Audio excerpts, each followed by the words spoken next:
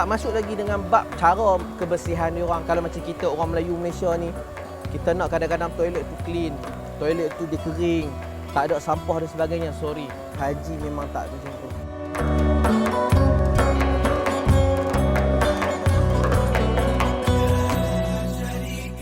Saya dah berada dalam bidang umrah dengan haji ni bermula dari tahun 2010 sehingga sekarang 2023. So lebih kurang dalam 13 tahun. Sejarahnya sebab dulu bermula tahun 2010 tu saya mula belajar di Universiti Islam Madinah. Jadi bila saya duduk di Madinah ni memang orang kata apa, rutin harian saya ni di samping belajar memang jemaah umrah dan haji ni memang tak putus. Sentiasa ada. Dan kami pelajar-pelajar pada ketika itu memang diperlukan khidmat untuk menyantuni jemaah umrah dan haji. Umrah lah secara khususnya. Kebanyakan hari ni bila kita pergi tunaikan umrah, ramai yang tak tahu apa tujuan, poin utama kenapa kita nak pergi umrah. Saya nak share, pengalaman saya sepanjang first time saya buat haji pada usia saya umur 18 tahun pada ketika itu. Jadi usia umur 18 tahun ni, kita boleh bayanglah, imagine dia punya tenaga, dia punya orang kata apa, semangat memang sangat tinggi dan sangat banyak tenaga dia. Tapi bila mana saya lakukan haji, saya demam, seminggu demam. Berat badan 10 kilo confirm turun. Jadi bila waktu tu saya fikir macam mana sebenarnya umur yang 18 tahun, horsepower yang masih kuat, tapi bila buat haji, bila buat umrah ni dia memang terus down. Umur 18 tahun. Bagaimana dengan orang yang dah umur 40, 50 dan ke atas? Berapa ramai daripada kita yang pernah set dalam mindset dia, bagaimana Nabi buat umrah? Bagaimana Nabi buat haji? Kita dalam kehidupan kita, role model kita adalah Nabi SAW. Dalam kehidupan kita, maksudnya dari sudut bangun kita, tidur kita, minum kita, semuanya Nabi ajar kita. Dalam bab umrah ni, tak ramai yang tanya dekat diri, macam mana Nabi buat? Bagaimana mereka ni spend duit yang banyak, tapi akhirnya kita tak tahu ibadah itu tak ikut Nabi SAW. Jadi satu perkara yang merugikan.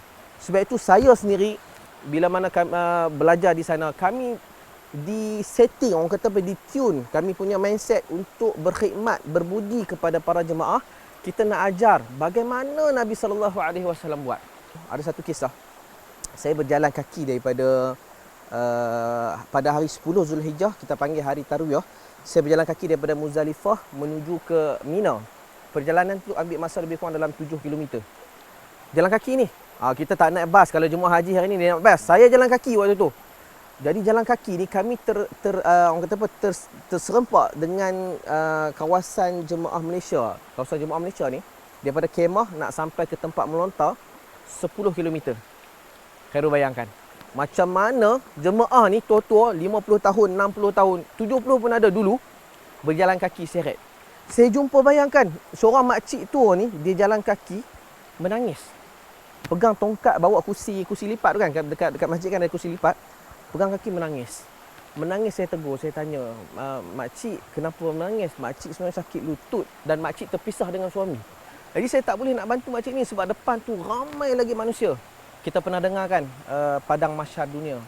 Waktu haji ni seolah-olah seperti padang mahsyar dunia. Begitulah keadaan waktu tu. Kami dalam terowong memang rapat, memang ramai.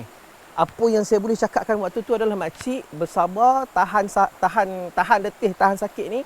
Saya teman makcik, kita jalan sama-sama. Saya pimpin dia, saya papah dia. Kan? Pegang setakat mana yang mampu pergi.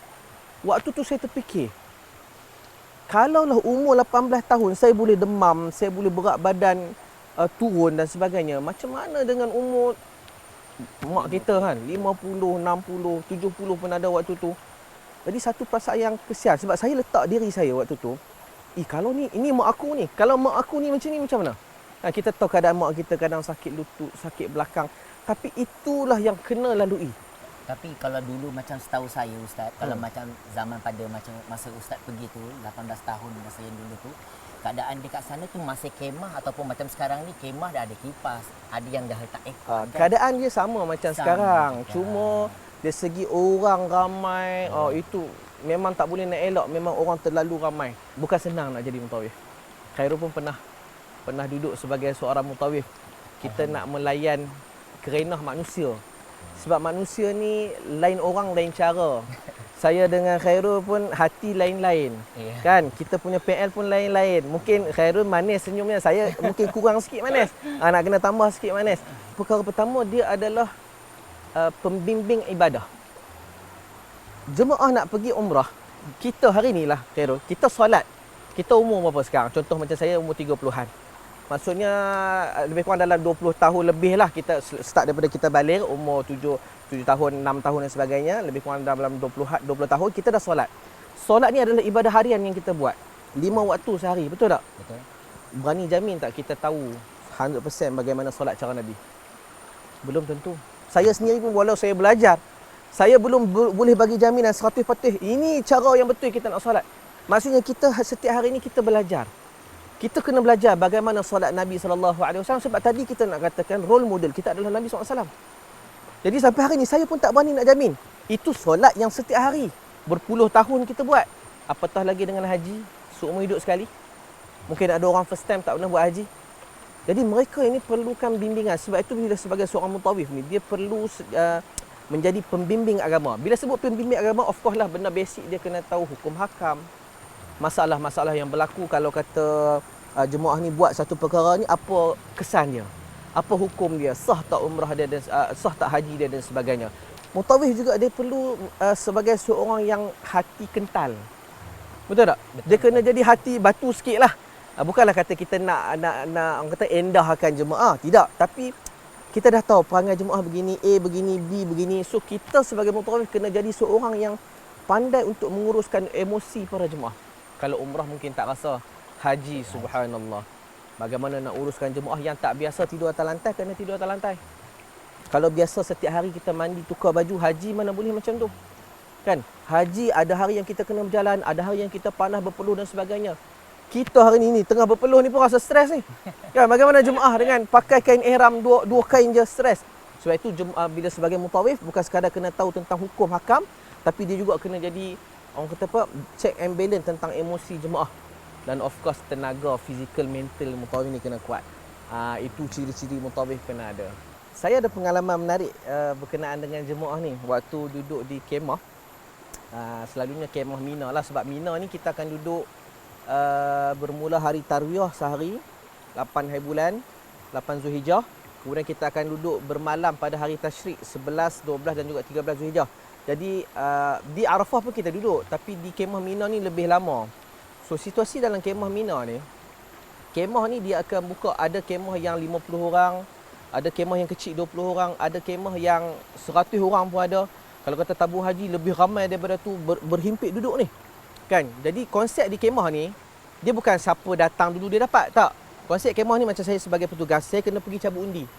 Kalau rezeki saya cabut undi tu dapat kemah yang besar, alhamdulillah jemaah selesa. Kalau undi tu dapat kemah yang kecil, maka dia kecil sikit. Kalau tabung haji, jemaah tabung haji dia tak ada isu sebab dia sama-sama dengan orang Melayu, orang Malaysia kita. Tapi kalau macam saya berpengalaman duduk dalam kemah antarabangsa.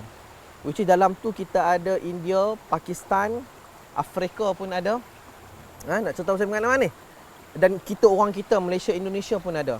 So pengalaman yang menarik ni di toilet sebenarnya. Di toilet dia lebih kurang dalam besar ni je lebih kurang. Toilet dia muat saya satu orang masuk. Satu toilet confirm takkan kurang daripada 10 orang beratur. Kita boleh bayang tak? Boleh cuba imagine kan? 10 orang beratur. Dalam keadaan waktu tu seorang tu dia sakit perut.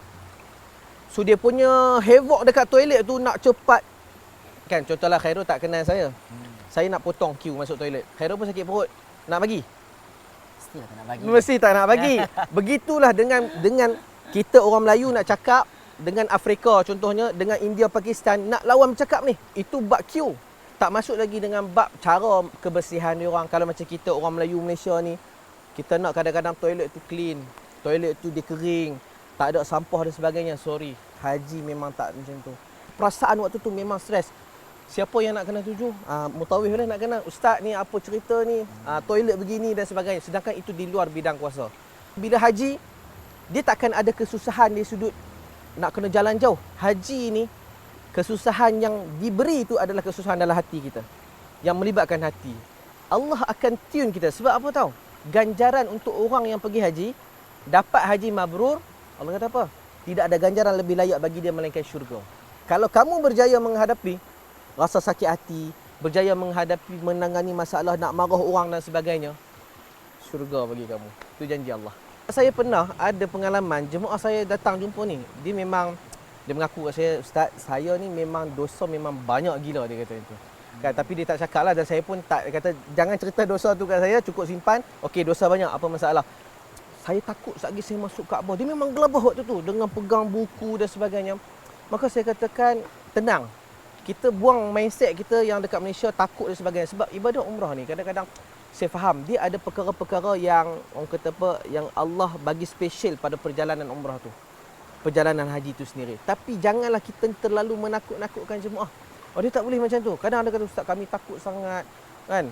Sagi saya masuk masjid lalat banyak. Dia datang pada musim panas. Memanglah musim panas memang banyak lalat. Sekarang ni banyak wing. Masuk tempat lain cari Kaabah. Memang takkan jumpa.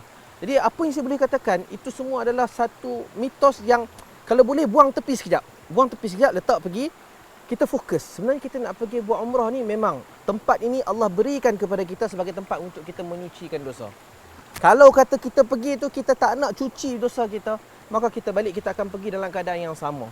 Sebab itu bila mana kita tawaf, tawaf adalah momen yang paling penting yang mana Nabi SAW angkat tangan Nabi doa. Dan doa tu tak, sahabat semua tak dengar. Menunjukkan Nabi nak minta rahsia dengan Allah. Waktu tu waktu yang sangat mustajab doa. Tapi kita hari ni bila jemaah dia tak faham cara, dia tak faham bagaimana nak buat, tambah dimasukkan dengan apa orang kata elemen-elemen. Lagi kalau ni Kaabah dah nampak, saya nak pergi sesat jalan dan sebagainya. Itu akan mengganggu ibadah dia. Jadi kena buang, letak tepi sekejap. Kita pergi fokus minta doa pada Allah Subhanahu Wa Taala. Doa yang paling mustajab adalah doa pada hari Arafah. Umrah dan haji ni satu perjalanan yang sangat istimewa. Sebab itu dia berbalik pada niat kita. Kita pergi umrah nak buat apa? Nak pergi buat umrah sebab nak buat ibadah, ataupun kita pergi umrah ni sebab kita nak jalan-jalan. Ada orang jalan-jalan. Nak bagi tahu kat kawan dia, aku dah pergi umrah, aku dah pergi haji. Ni aku depan Kaabah, selfie dan sebagainya. Sebab tu kita kena setting niat kita pergi. Yes, betul lah kita nak tengok Kaabah, nak tengok tempat sa'i dan sebagainya. Tapi kita pergi sebab apa? Kita nak buat ibadah kerana Allah Subhanahu Wa Taala. Doa ni kena lahir daripada hati kita. Ya Allah, aku begini, aku begini. Ya Allah, kehidupan aku begini. Terima kasih ya Allah jemput aku. Ya Allah, ya Tuhanku, aku ada masalah. Ya Allah, aku begini. Maksudnya benda tu unscripted. Tidak ada skrip. Kita boleh minta apa saja yang kita nak minta pada Allah Subhanahu Wa Taala dan Allah akan makbulkan. Kadang-kadang kita masalah kita apa tau? Kita tak yakin.